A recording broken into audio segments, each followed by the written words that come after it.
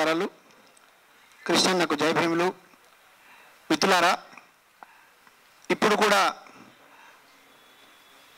Reservation అంశం తుది దశకు చేరుకుంది, పరిష్కారం అయిపోయింది, కావాలని రాద్ధాంతం చేస్తున్నారని మాట్లాడమే కాకుండా కొన్ని ఆరోపణలకు దిగడం, తర్వాత ఇష్టం వచ్చిన రీతిలో మాట్లాడేటటువంటి టీం అంతా ఒక పక్కన ఉంది. న్యాయం కావాలి, న్యాయం కోసం నిలబడాలి, తుదికంట న్యాయం అందే వరకు కూడా పోరాడాలనేటటువంటి సమూహం ఒక పక్కన ఉంది. ఇప్పుడు తేల్చుకోవాల్సినటువంటి సందర్భం వచ్చింది. వాస్తవం ఏంటో, ఎవరి పక్షాన నిలబడ్డారు, ఎవరి ప్రయోజనాలు కాపాడడం కోసం నిలబడ్డారనేటటువంటి అంశం కూడా ఇప్పుడు మన కళ్ళ ముందు స్పష్టంగా ఉన్నది.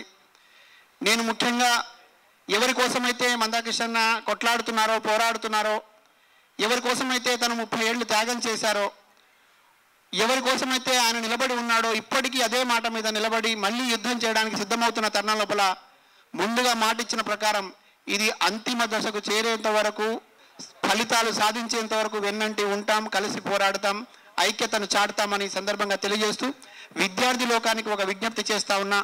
మిత్రులారా, భవిష్యత్తు మీది, మీ భవిష్యత్తు కోసం ఇంత పెద్ద ఉద్యమం జరిగింది. ఒక పెద్ద ఆయన 30 ఏళ్ల పాటు మీకోసం సర్వస్వం త్యాగం చేసి నిలబడ్డాడు. కుట్రలను తట్టుకున్నాడు, కుతంత్రాలను తట్టుకున్నాడు, విమర్శలను తట్టుకున్నాడు, ఆరోపణలు తట్టుకున్నాడు, చివరికి తప్పుడు ప్రచారాలు జరుగుతూ ఉంటే కూడా తట్టుకొని మీకోసం నిలబడి ఉన్నాడు. ఇప్పుడు జరుగుతున్నటువంటి నిన్న మొన్న జరిగిన పరిణామాలు మీరు చూశారు.